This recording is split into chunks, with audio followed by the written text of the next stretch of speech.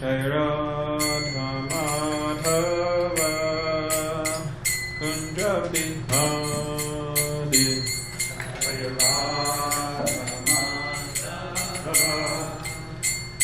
Kunja Bihari Jai Radha Madhava Kunja Bihari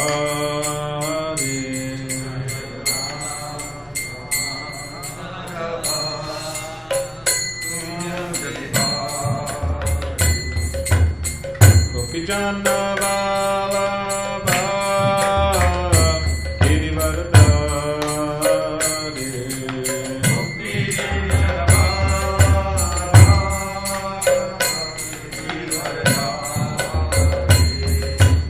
Gopi Jana Vallabha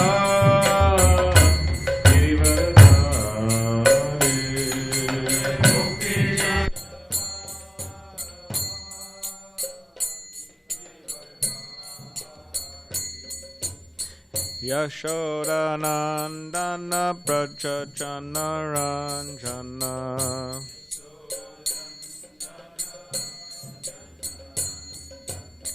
Yashoda Nandana Braja Jana Ranjana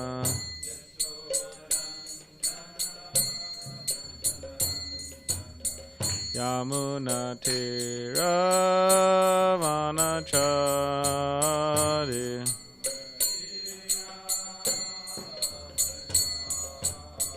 Yamuna Tira Vanachari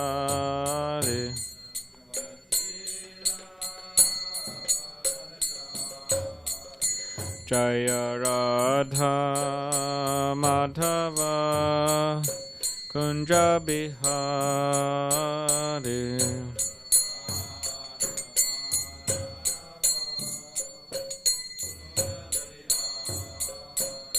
Jaya Radha Madhava Kunja Bihari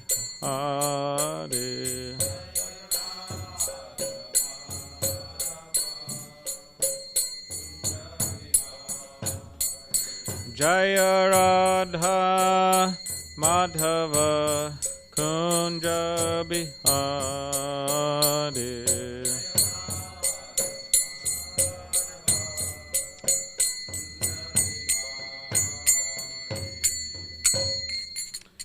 Jayam Vishnupad Paramahamsa Parivajikacharya Ashtotra Shatashi Shrimadis Vaingrace A.C. Bhaktivedanta Swami Prabhupada Ki Jai Jayam Vishnupad Paramahamsa Parivajikacharya Ashtotra Shatashi Shrimadis Vaingrace Srila Bhakti Siddhanta Saraswati Thakura Prabhupada Ki Jai Ananta Koti Vaishnava Vrinda Ki Jai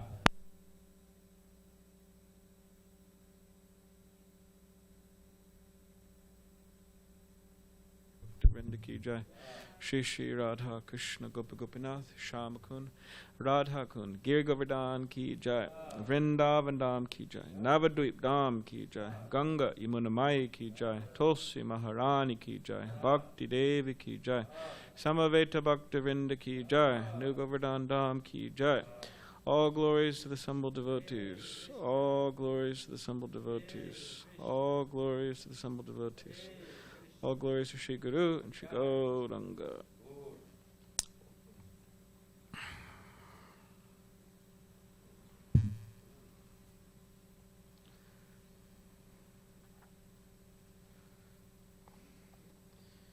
So as Rajendrananda Prabhu was mentioning, that it's the it's the appearance day of Sri Madhavindrapuri and Srinivas Acharya and Sri Radha Ramana, and also the disappearance of Parameshvara or Parameshvara Das.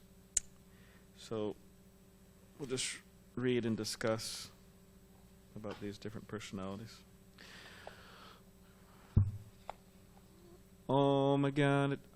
Om Jnanatimidandasya Gyananjana Shalakaya Chakshu Linmalitam Bina Tasmai Shri Gurave Namaha Mukham Karidavachalam Pangam Langayate Girim Yakripatamaham Vande Shri Gurun Dinitarinam Vancha Kopadrubishta Kripa Sindhu Bevacha Patitanam Bhavanebhyo Vaishnavebhyo Namo Namaha Jaya Shri Krishna Chaitanya Prabhu Nityananda Shri Advaita Gadadhar Srivas Adi Gaura Bhaktivinoda.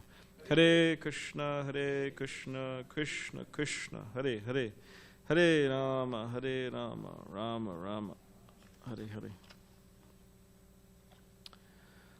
All right, so we'll begin with Sri Madhavindrapuri. This is from Samadhi's book. Before Lord Chaitanya appeared, he sent his eternal associates like Sri Advaita Acharya, Sri Jagannath Mishra, Shachi Mata, Madhavindrapuri, Ishwar Puri to earth. Sri Madhavindrapuri took initiation from Sri Lakshmipati Tirtha in the Madhvacharya Sampradaya. He had many, but Sri Advaita Acharya and Sri Ishwar Puri were the chief disciples of Madhavindrapuri. In one way or another, all the Vaishnavas in Bengal and Chaitra Mandala, Jagannath Puri, were connected with Sri Madhavindrapuri. After Lord Chaitanya came, many of his disciples joined Mahaprabhu's Sankirtan movement. So this is a quote from Vrindavan Das Thakur. After Lord Chaitanya came, many of his disciples joined Mahaprabhu's Sankirtan movement. This is a quote from Vrindavan Das Thakur. Madhavindrapuri's body was completely full of divine love. So were his followers. He displayed uncommon love of God. Seeing a dark blue rain cloud, he would fall unconscious. Day and night he was intoxicated from drinking the ambrosia of Krishna Prem.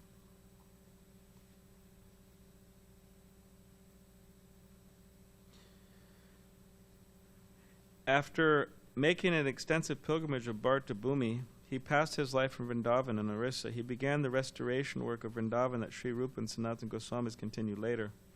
Wandering from grove to grove, remembering Radha Krishna's sweet Vrindavan pastimes, Madhavindrapuri would faint in ecstasy. In a dream, Sri Gopal ordered Madhavindrapuri to uncover a buried Gopal deity and install him atop Govardhan Hill. Madhavindrapuri celebrated Gopal's installation with an Anukut, grand festival offering a mountain of foodstuffs to Krishna. This Anukut festival, also called Govardhan Puja, is one of the most important Vaishnava festivals in Vrindavan, in India, and around the world. The original Gopal deity, known as Srinathji, is now worshipped in Nathdwar, Rajasthan. Madhavindrapuri introduced the conception of Madhurya Bhav, conjugal love, in the Madhvacharya Sampradaya. Madhavindrapuri sowed the seed of Prema Bhakti, and Sri Chaitanya Mahaprabhu became the towering tree, dropping honey-sweet fruits of Prem upon everyone. He also revealed Viraha Bhav, the mood of love relished in separation from God. His branch of the Madhva sect distinguished itself by this ecstatic love of God. It is known as the Madhva Gaudiya Sampradaya. In Jagannath Puri, Sri Chaitanya Mahaprabhu showed an intense mood of Viraha Bhav. This increased unlimitedly when the Lord heard verses from Srimad Bhagavatam 10th Canto, Krishna Karnamrita Gita Govinda Padyavali, in the love poems of Chandidas and Vidyapati. Mahaprabhu's Viraha begins with a single verse spoken by Madhavindrapuri, his Param Guru, Grand Preceptor. Aidina Dayadranatahe Maturanata Kadavalokyase Hridayam Twadaloka Kataram Dayati Brahmyati Kim Karotyaham. O compassionate Lord of the poor and humble, O Lord of Mathura, when shall I see you again? Without seeing you, my heart has become very much afflicted. O my beloved, I am overwhelmed. What should I do now? So it says that there's only 3 personalities who understood the purport of that verse. You remember who those were? Srimati Radharani and Sri Chaitanya Mahaprabhu. And there's one more. Madhavindrapuri, self. So Madhavindrapuri, Chaitanya Mahaprabhu, and Srimati Radharani, they understood the purport of this verse. Ayadina Dayadranata. Hey, O compassionate Lord, O poor of the poor and humble, O Lord of Mathura, when shall I see you again? Without seeing you, my heart has become very much afflicted. O my beloved, I am overwhelmed. What should I do now? Sri Krishnadas Kaviraj says that as the diamond Kaustuba jewel is the most precious amongst all rare valuable jewels, this shloka is the Rasa Kavya, the best verse in the entire treasury of Rasa poetry. Actually, this verse was spoken by Srimati Radharani herself. It was Srimati Radharani's pathetic cry to Shyamasundar, who had gone to Mathura, leaving her alone, desperate in Vrindavan. Radharani's mercy brought this same verse from the mouth of Madhavindrapuri. Reciting even a few words of this shloka would tear open the door of Mahaprabhu's ecstatic love, making him swoon in ecstasy, falling unconscious. Feeling intense separation from Krishna, Madhavindrapuri constantly chanted this verse when departing this world.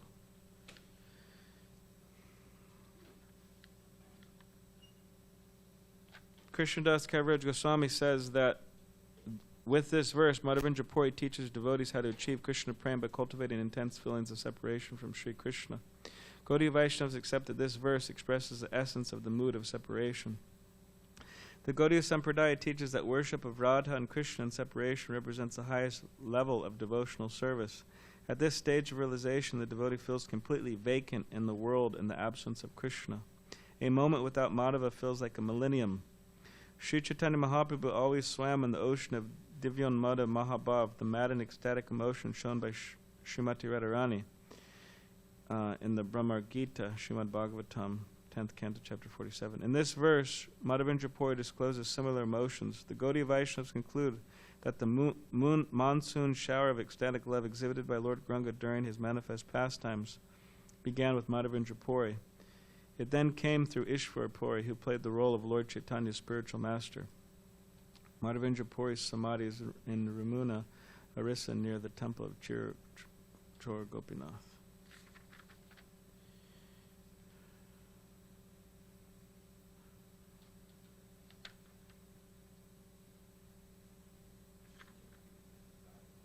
Desire tree. And Krishna Loka is a desire tree.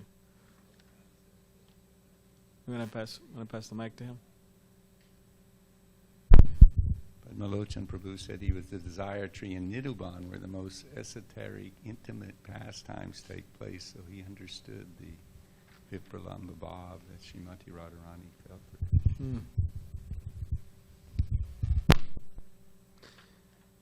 Yeah, the Chaitanya, Sri Chaitanya Charitamrita is most amazing literature, to say the least. But just comparing it with, kind of like compare and contrast, religious studies or something.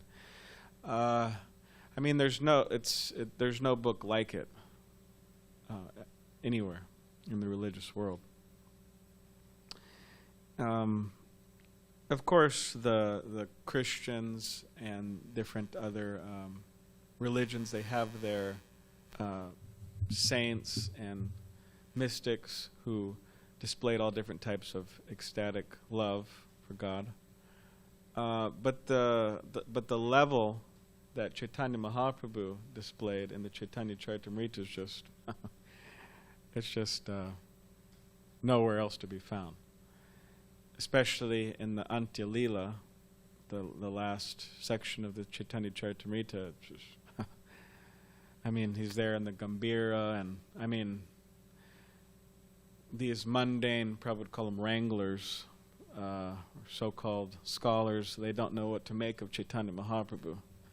They say, oh yeah, he was they say things like that. Oh yeah, he was a good kind of activist in his youth, and kind of brought all the caste together, and he picked up people from the lower rungs of society, kind of elevated them to Brahmins or this or that. But yeah, later he kind of, I think they say he went into some type of, they coined it as some like material disease or something, kind of like, went a little mad. But Vaishnavas, devotees, the Chaitanya Mahaprabhu's followers, they understand that Chaitanya Mahaprabhu is displaying these most highest levels of ecstatic love for Krishna in the mood of Srimati Radharani. And yeah, he's against the wall of the Gambhira, rubbing his face, and they would lock him in the Gambhira because they didn't want him to get out because they felt like he was going to, they didn't know what was going to happen, right? Like one time they found him in the sea, he was there, he wandered out, and he entered into the sea, into the ocean, Jagannath Puri, and I don't know, there's some noise here. Maybe we should change the mic or something, huh? I don't know what we do. It's kind of, should we try changing the mic, or? Yes, changing the mic should solve the problem. All right, Tapas. All right, Tech Man is here. Changing the mic should solve the problem. Hare Krishna. So Chaitanya Mahaprabhu, he would went out wandering out of the Gambhira. Somehow he would get out. Of course, he's Krishna, but he'd get out of this. It's a very small room, and when he went out, and then he wandered into the sea, right, taking it to be the Yamuna River, and he was out there, and a fisherman, fortunate fisherman, most fortunate fisherman, he's out there fishing, and then he throws a net out, and there's a very beautiful picture that devotees painted, BBT painting Chaitanya Charitamrita, but they throw a net out, this fisherman throws a net out, and then he captures Chaitanya Mahaprabhu, and he didn't know, who is this person, and is he haunted by a ghost? Because he was just mad, Chaitanya Mahaprabhu, in spiritual, right, highest levels of love for Krishna. So then, because this fisherman touched the body of Chaitanya Mahaprabhu, he also became just completely, maddened with love of God, love of Krishna. So then they brought him back, and eventually the devotees found Chaitanya Mahaprabhu. So he was displaying these highest levels of separation in Jagannath Puri, in the Gambhira. So if we could get a chance, if devotees get a chance, they could visit there, Jagannath Puri. There's all that, you could see the Gambhira where Lord Chaitanya was, and different pastimes, Haridas Thakur's Samadhi, different places.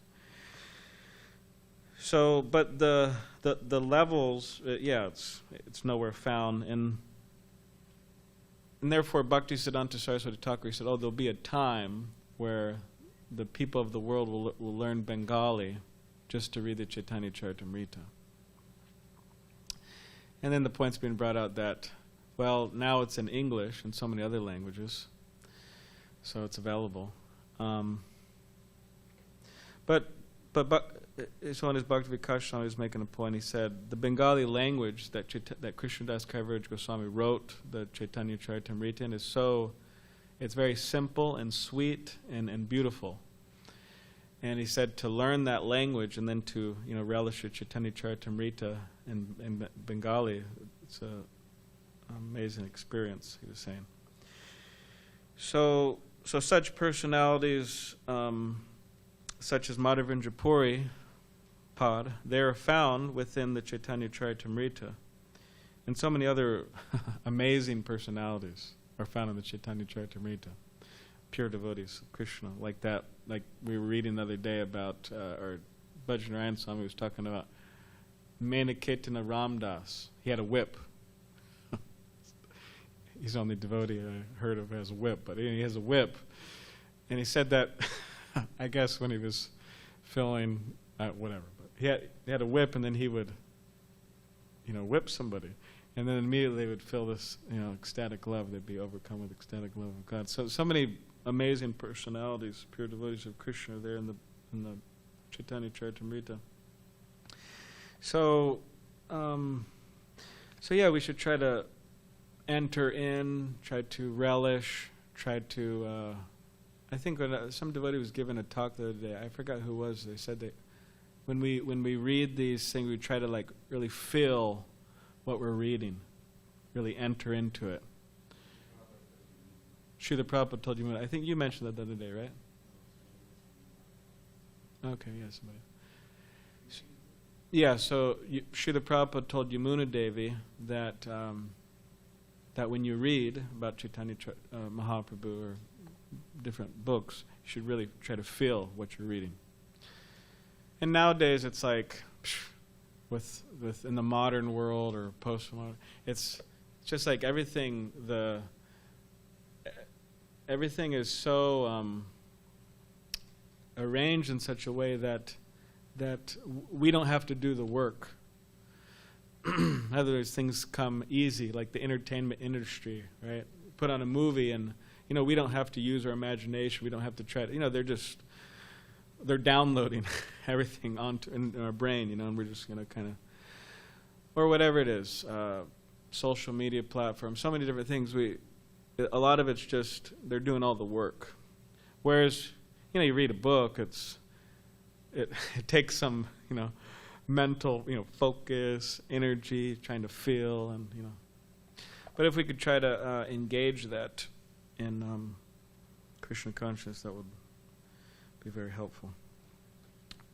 And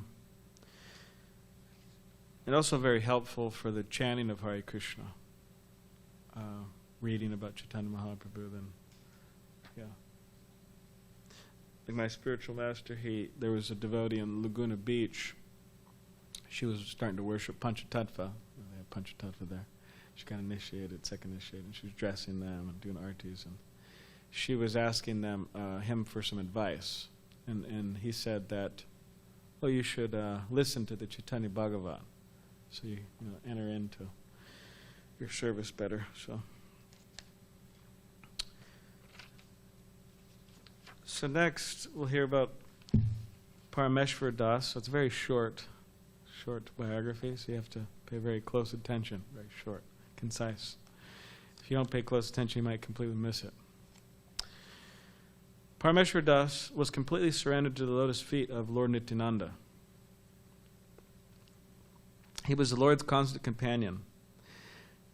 So he completely surrendered. He was the Lord's constant companion. Srila Krishnadas Kaviraj Goswami says that anyone who remembers his name, Parameshvara Das, will easily attain love of Krishna.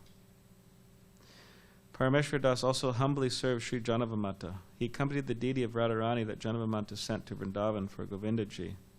In Krishna Leela, Parameshvara Das is one of the Dvadasa Gopals named Arjuna.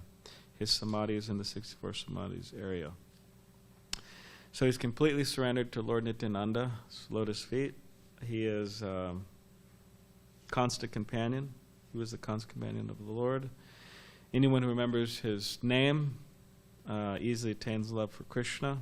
Served Janavamata, helped accompany the deity of Radharani that Janavamata sent to Vrindavan for Govindaji. So.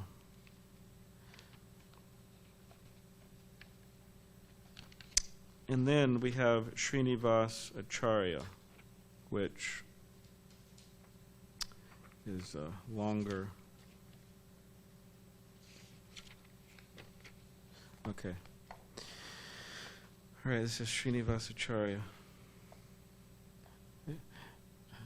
It's longer, but we still... Okay. After witnessing Lord Gauranga's sannyas ceremony at Katwa, Chaitanya Das and his pregnant wife visited Lord Chaitanya in Jagannath Puri. Soon your wife will give birth to a son named Srinivas, said Lord Chaitanya, and through Srinivas all the bhakti shastras of Rupa and Sanatan will be distributed. When his father left this world, Srinivas visited the remaining associates of Lord Gauranga in Katwa, Navadvip, Jagannath Puri. They blessed Srinivas and gave him valuable instructions for spiritual advancement. Seeing his absorption in Gauranga Prem, they knew he was an embodiment of Gaura Shakti, the energy of Sri Gauranga Mahaprabhu. He came to Vrindavan, toured the 12 forests, and took Diksha from Gopal Bhatta Goswami. Srila Jiva Goswami taught him the complete philosophy of Gaudiya Vaishnavism. Acknowledging his vast learning, Sri Jiva gave Srinivas the title Acharya. Accepting Sri Jiva's order, Srinivas and his two friends, Shyamananda Prabhu and Narottam Das Thakur, pioneered the first transcendental book distribution party. They took a bullock cart of the Goswami's devotional writings from Vrindavan and passed them out all over Bengal and Orissa. So, Shyamananda Prabhu, Narottam Das Thakur, Srinivas, Sankirtan party, going out distributing the Goswami's literatures. We're still distributing the Goswami's literatures, right? Nectar of Devotion, Nectar of Instruction. Those are mass distribution books. We're not going on a bullock cart, but going on sprinter vans and other cars. Same principle, though. Srinivas Acharya initiated many disciples. Ramchandra Kaviraj and others wrote songs full of bhakti. So most famously, he wrote the Shad Goswami Ashtakam, which Rigupati Prabhu, what he does, who's been distributing books for a very long time, for 4 decades or something, more, I think more. But what he does is he prints out. There's a nice picture of the Goswami, 6 Goswamis, and he prints out this song, the Shad Goswami Ashtakam, Sanskrit and English, and then he distributes it to the different devotees, and not just the Sankirtan devotees, but he distributes to all the different devotees. And he said that, yes, I've been chanting this for years. He said I chant it before I go out on book distribution. Which I mean, a lot of these things seem like really small. They may seem small. But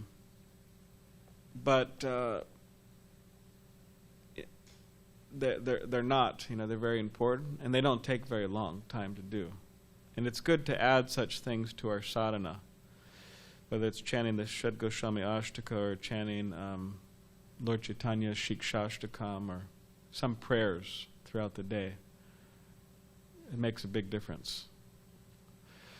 So he said he's been doing that for so many years, and he said he did it he's doing this based on a quote from Srila Prabhupada's Chaitanya Charitamrita where it says that anyone, I think it's Krishnadas Kaviraj Goswami, says that anyone who takes shelter of the 6 Goswamis, who prays to the 6 Goswamis, they could completely annihilate all obstacles in one's devotional path. I mean, who's more powerful than the 6 Goswamis? I mean, Lord Chaitanya's principle, Rupa Goswami and Sanatana Goswami and different Goswamis. So yeah, he distributes those. When leading kirtan, he would sometimes lose his voice from chanting so long. Srinivas Acharya. So you know it's enthusiastic kirtan, we lose our voice. Besides his external activities of preaching and writing, Srinivas Acharya practiced intensive Raganuga bhajan. Now, Raganuga bhajan, it has a colorful history in ISKCON, and mostly because a lot of, or at least some, you could say a lot, even now, devotees, they try to jump the gun. They try to, it's an American saying, jump the gun. They try to go to a platform which is higher than they're not qualified to exactly enter that platform just yet. And they may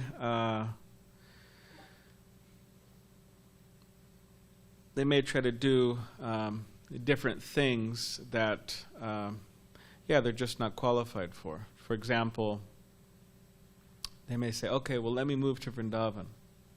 Now,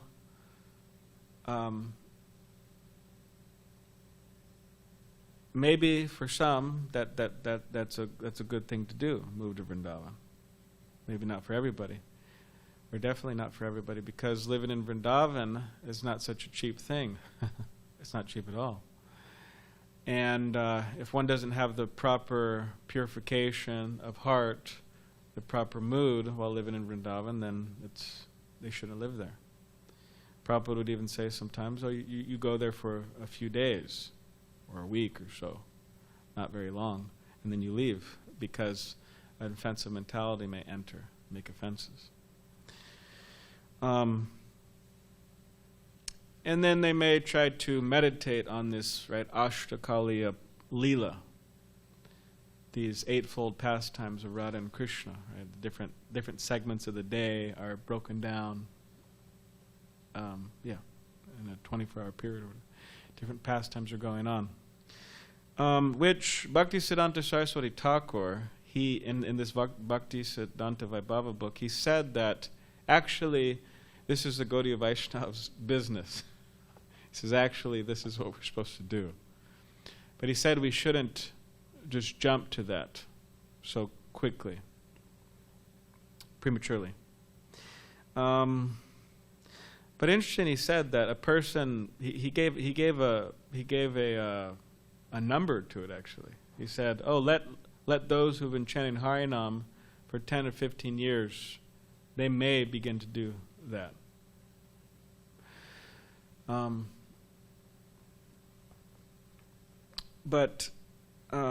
So yeah. Anyways, it's a extensive topic, right? Raganuga Bhakti and this topic, but it is mentioned in Nectar Devotion and Bhakti Rasamrita Sindhu and Shivaram Swami. He put out this book recently, which I was very happy he put it out, actually, because I think it was necessary for the society. But my humble opinion, who am I? But the book was it's entitled "The Awakening of Spontaneous Devotion," and it actually has a very nice kind of picture of Radha Raman, which we'll talk about, who we'll talk about soon. So in that book, it's a small book, but what is Raganuga Bhakti? Who is qualified to practice it? Means what are the qualifications? Who has the adhikar? And also the colorful history of it within ISKCON. So he describes everything in a condensed form there. So it's probably this big. It's published by his publishing company.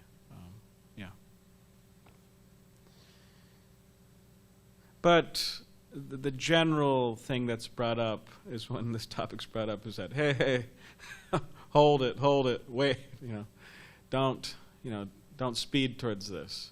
We should sincerely chant, Hare Krishna and follow the morning program and the evening program and the different programs we do and reading of Srila Prabhupada's books, and which none of these are. People say, oh, they're so basic. No, they're not. They're basic. They may seem basic in the beginning, but they're actually most elevated things. But gradually we realize that more and more and more. So, but by doing these things, gradually, we'll make progress. We'll make progress. So, but yeah, before we start, there's Ujjvala Nilamani, which is the book after Bhakti Rasamrita Sindhu, which Rupa Goswami wanted to specifically dedicate one book to the conjugal rasa, the Madhurya rasa, gopis and Krishna. He wanted to dedicate one book, which describes the different gopis and their different moods and so on. But before we start, jumping to the Ujjvala Nilamani and different books like that, first and foremost, and never do we give up, Srila Prabhupada's books, right? The Bhagavatam, Srimad Bhagavatam, Sri Chaitanya Charitamrita. And ultimately, if all we were to read was Srimad Bhagavatam, Sri Chaitanya Charitamrita, and all these books by Srila Prabhupada, that would be enough, ultimately. But there are other books. So, how or why is that? Well, because within the Chaitanya Charitamrita, as we were discussing earlier, it's it's Chaitanya Mahaprabhu's most the display of the highest levels of Krishna consciousness. So the pastimes are there. Chaitanya Mahaprabhu's pastimes, Krishna's pastimes are intertwined, and also in the Bhagavatam. And by reading those literatures, we will be able to enter into those pastimes of Krishna and Chaitanya Mahaprabhu. And they give the process by which the different stages we go through in bhakti. It's all there. Also within the nectar of devotion, it's all there. The whole process. It's the complete science of bhakti. So, but because the glorification of Krishna is unlimited, and devotees never tire, and also variety is the mother of also spiritual enjoyment. There's also other books, and even right now, devotees, they're writing. That's a business of devotees, writing, speaking. So yeah, therefore, if one wants to, or if their gurus, deem it fit for them to also try to enter other literatures, they're there. So, yeah. I mean, even with the one time, anyways, this was 20 years ago, but there's some tension, but there was another Gaudiya Vaishnava group, and they had some ideas. Oh yeah, ISKCON. It's kind of, come to us, and we'll teach you. We'll teach you how to really make progress and enter these higher levels of Krishna consciousness. And yeah, I mean, ISKCON is kind of so. And it was actually quite intense time period. So I've heard. I wasn't experiencing it, but so I've heard. And they would, come and, kind of preach to new bhaktas, and actually it's still happening sometimes, but preach to new bhaktas, hey, yeah, come to our camp, and, they initiate them really quick and things like that. So one time in Los Angeles, His Holiness Giraj Swami was giving a talk there, and some of these other devotees, they came into the temple, and it was kind of tense, and then one of them after His Holiness Giraj Swami gave a talk, they raised their hand in the audience and they said, "Oh well, is it that do you really think that ISKCON?" And you think I don't know exactly the mood he said, but do you really think ISKCON, Srila Prabhupada really gave you everything you need to experience full love of God? Now, in essence, that's what he said. He maybe tried to polish it up a little bit, because sometimes people, they do that. They polish the question up, so it may seem polite, but it's actually offensive. So, in essence, that's what he asked.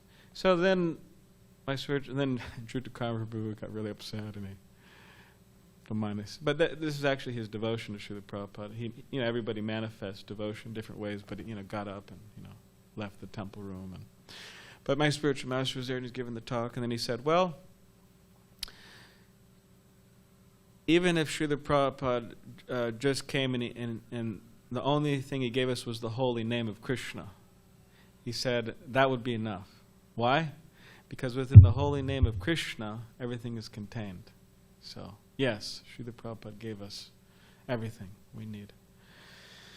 So anyways, did you want to say something about? Yeah, that was very nice what you shared with us. Thank you. Bhaktisiddhanta Saraswati Thakur, he said that our Siddha Pranali, which is the meditation in Raga, Nuga Bhakti, etc., our Siddha Pranali is Trinadapi Sanichena Torapi Sahishna Manina Manineda Kirtaniya Siddhari. In other words, by the mercy of the spiritual master and the holy names, they will reveal or they will give such realizations. It's not, we should beg, we should pray for them. We should know that we are supposed to aspire for that. But unless they reveal, then just staying on the platform of the mind, thinking about these things, that actually can putrefy one instead of purify one. Yeah. Yeah, like we read the other day about Srila Bhaktivinoda Thakur, he said that, we tried to prematurely enter these certain topics, he said that opposite inclinations will develop. And we've seen that people try to prematurely, and then opposite inclinations develop. They go, instead of going this way towards Krishna consciousness, they go this way towards Maya. So, but yeah, Trinadapi Sunichena, as Rajendranath Prabhu was saying, humble as a blade of grass, tall as a tree, respecting all others and not expecting any respect. In such a state, one can chant the holy name of the Lord constantly. So, that is the mood by which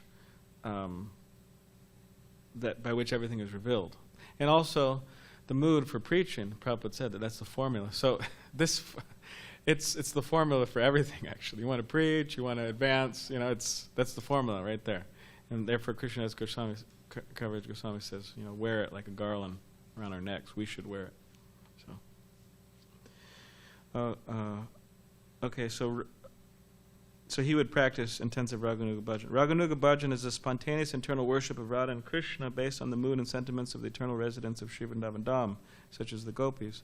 While doing Manasi Seva, service to Radha Krishna within one's mind in a mentally conceived spiritually form, he would often bring tangible paraphernalia from these meditations back with him upon returning to external consciousness. Once Srinivas sat Lord Gauranga on a jeweled throne within his mind, so he sat Lord Chaitanya down. Then he worshipped the Lord with a golden-handed chamara whisk and a 5-flower garland. Pleased with his service, Gaur Roy, Lord Chaitanya, offered the garland back to Srinivas, who then immediately woke and lost the meditation. A surprised Srinivas found the sweetest flower garland he ever smelled hanging around his neck when he returned to external consciousness. Another time, Srinivas was in the Siddhaswarupa's Mani Manjari watching Srimati Radharani, Sri Krishna and the gopis in holy Leela, joyfully throwing colored powders and dyes on each other. The gopis told Mani Manjari to supply colors to Radhika and side with them in their war against Sham. The earth shook from this furious battle. Srinivas's meditation abruptly broke. His body was completely covered from head to toe with fragrant and exotic rainbow-colored powders, and imported from the spiritual world. So special quality powders, most special. And this, the holy is original. We celebrate in Utah, and we had some in here in San Diego, and I think even as devotees sometimes call the non-devotees, the karmis, they have started up some holies. You seen that? Parties, right? College campuses do it. Where did they learn that from? Anyways, so but originally it's within Krishna Leela, the gopis and the cowherd boys and the gopis, and it's there in this book, in a book by Kavi Karnapur, the Vrindavan Ananda Vrindavan Champu. So could read about it. But so yeah, he would, in his meditation, he would be there, and then his meditation would break, and then he'd powdered rainbow colors all over him. Amazing, huh? Imagine if you saw that.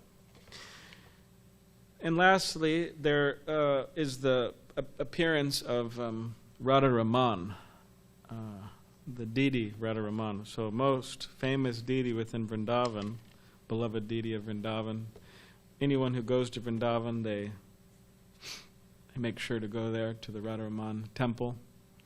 And every night they have very beautiful, throughout the day and night, but we went there in the night. I went there with Tirthamarj one time, but yeah, there was this devotee who was just like, so, my perception, but to me, very expert harmonium player, but very devotional, singing so many, glorification Radha Raman, very intense and focused and concentrated, and there was it wasn't a mridanga, but it looked like a mridanga there, and then Tirthamarj, she started playing that drum there with this devotee, playing harmonium, so it was very beautiful, and they'll also have nice flute performances for Radha Raman there for his pleasure, and if you go there, you give some donation, they'll give you a little pot of kheer, right?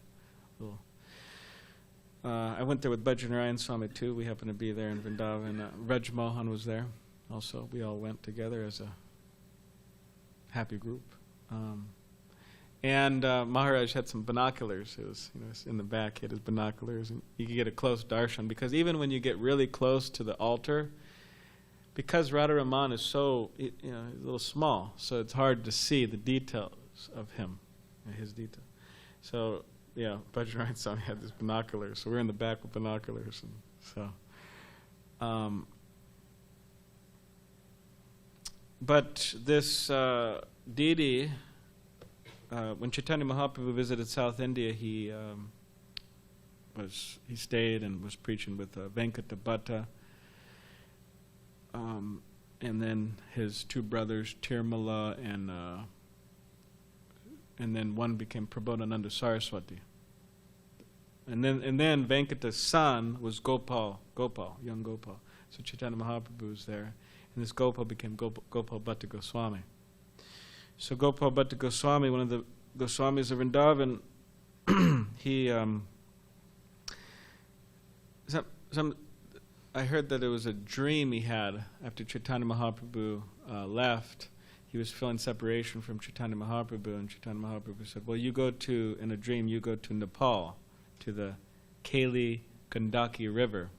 These were all the Shaligram Shilas are. And so then he went there, Gopal Bhatta Goswami, and he was there, and he had a little basket, and then these 12 Shilas jumped or entered his basket. So then he wasn't planning, apparently, on taking these 12 Shilas, Gopal Bhatta Goswami. So, yes. Oh. Oh, okay. Okay, it was his Kamalan water pot. Yeah, you know what I'm trying to say. It's water pot. So they entered, and then he wasn't planning on taking Shilas, seemed, so he put him back. So that happened a few times. They kept on entering, so they wanted to go back with him. So they came in the Shilas. It's the word Shila means stone, but Shila is in these river. It's these Shilas. They're different forms of Krishna. There's Nrsingadev Shila with different markings. There's Damodar Shila. There's different markings to tell which deity or which form of the Lord it is. So he brought these Shilas back to Vrindavan, these 12 Shilas, and then within his heart other Goswamis, they had deities where the threefold bending form, Krishna playing a fruit with the,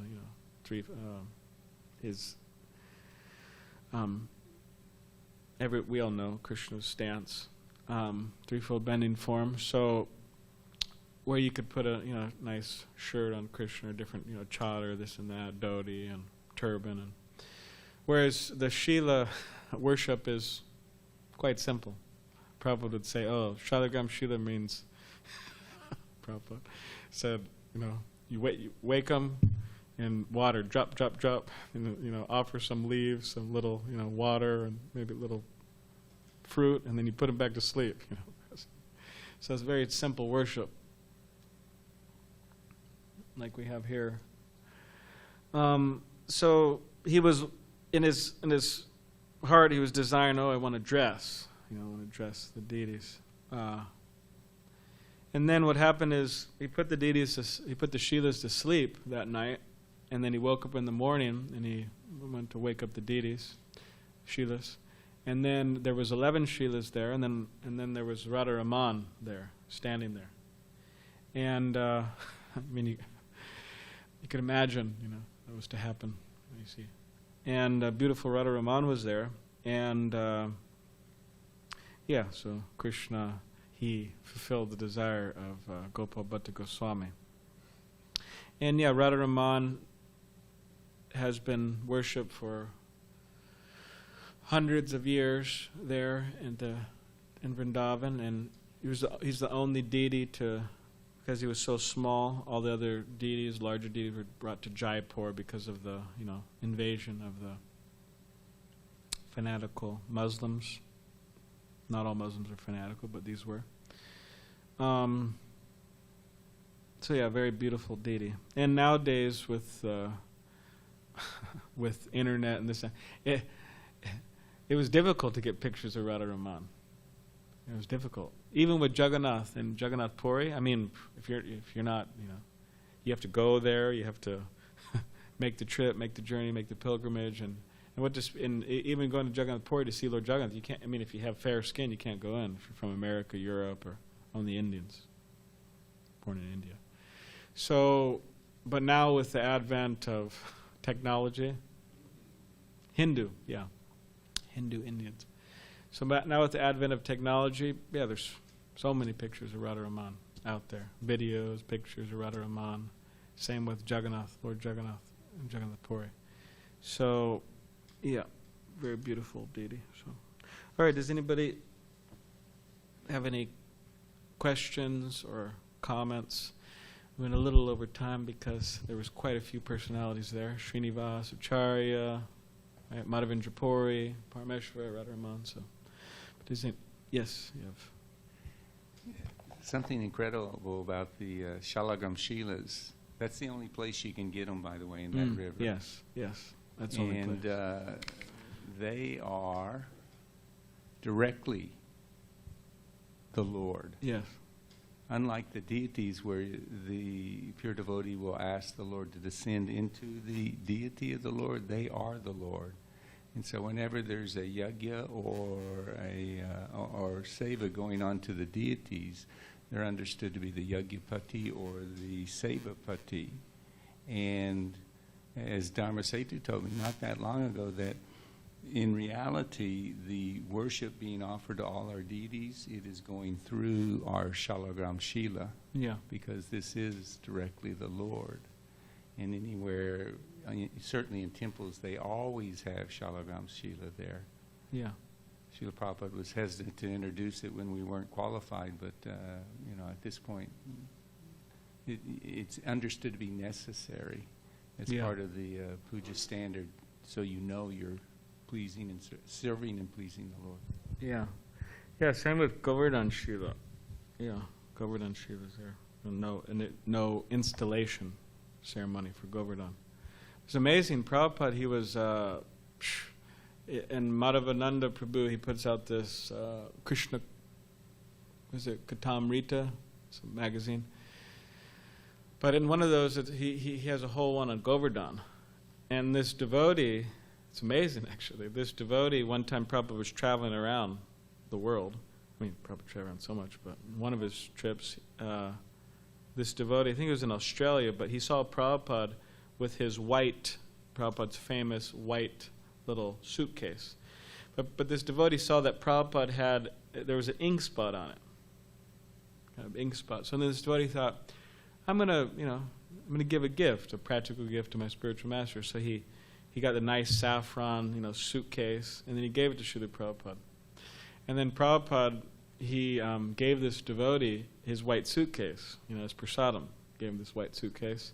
And what was in the white suitcase was just amazing. So this devotee opened the white suitcase, and in the suitcase was, I think it was like 4 Govardhan Shilas. And also there was, Prabhupada gave him some beads that he chanted on, like some of Prabhupada's japa beads, and these Govardhan Shilas. And I think there was some like a Jagannath pin or something. And then this devotee, he's still worshiping these Govardhan Shilas. I'm not sure. I could show you I'll show you the article because I have it. And there's pictures of the Govardhan Shila in the suitcase, and the whole story is, laid out there. Maybe we'll read it here sometime because it's we're here in New Govardhan, we could read it.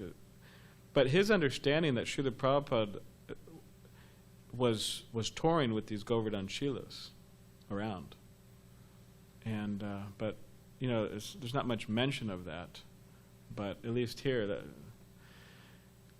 so anyways, but we could read it soon.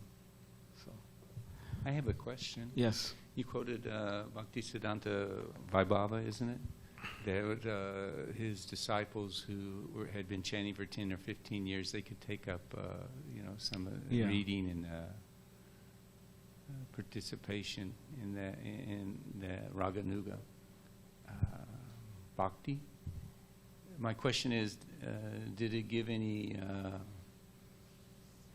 implication, or did it explain that the standard that he was referring to and who were chanting 10 or 15 years were the 64 rounders?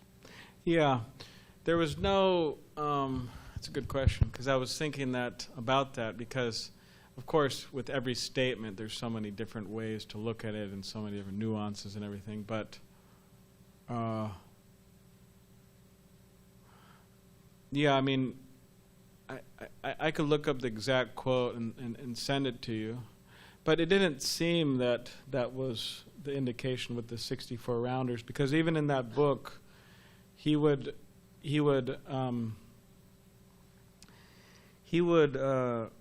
require his disciples to chant 64 rounds, but sometimes with his disciples who were just busy and preaching and service and deity service and so on, he would consider that to be equated to be 64 rounds if they're busily engaged. He said if those are at the mat, if they're there and they have the necessary time and everything, then yes, they should chant 64 rounds. But if a lot of deity worship, a lot of preaching, and then it's equated.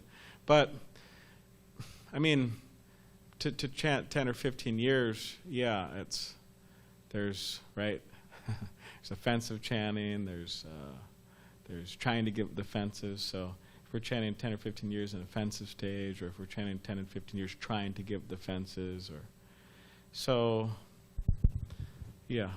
But I could look up the exact quote and we get a better idea. And I've heard or read, I think it was from that book, you might confirm, that his minimum for those busy devotees was 16 rounds. Yeah. And that's where Srila Prabhupada got and drew the line for us. Yeah. Yeah. So. Okay, so one last, Mr. Darius. Read the Bhagavatam verse? Okay, I could do that. Word for... Well, this will be the Bhagavatam verse for tomorrow by Vijay Prabhu, right? Thursday. So this is the verse for tomorrow, which has a very amusing purport, which I think Prabhupada brought up earlier, the same kind of points, but very amusing purport. But I think Vijay Prabhu spoke on this one too last time, but I think he did. Not on this exact one, but on a similar one in the past that brought up similar points in the purport about, for example, the child was crying. The king of the moon took compassion upon her and saved her by putting his finger into her mouth. The child was cared for by the trees. So the verse is, the remaining trees, being very much afraid of the Prachetas, immediately delivered their daughter at the advice of Lord Brahma. So. Oh, you want the Sanskrit? Okay. Tatra vashishta ye vriksha bita duhitaram tada uja ruste pachetobhya upadishta swayambhuva. You want me to read the word by word? Okay. Tatra, there, avishtata, remaining, ye, which, vrikshaha, trees, bitaha, being afraid, duhitaram, their daughter, tada, at that time, ujaruhu, delivered, te, they, pechatobhya, unto the prachetas, upadishtaha, being advised, swayambhuva, by Lord Brahma. Translation, the remaining trees, being very much afraid of the prachetas, immediately delivered their daughter at the advice of Lord Brahma. Which we'll get the purport tomorrow. So, all right. Jai. Srinivas, Acharya, and Parameshvara Das, and Sri Madhavindrapuri, and Sri Radha Ramana Dev Ki Jai.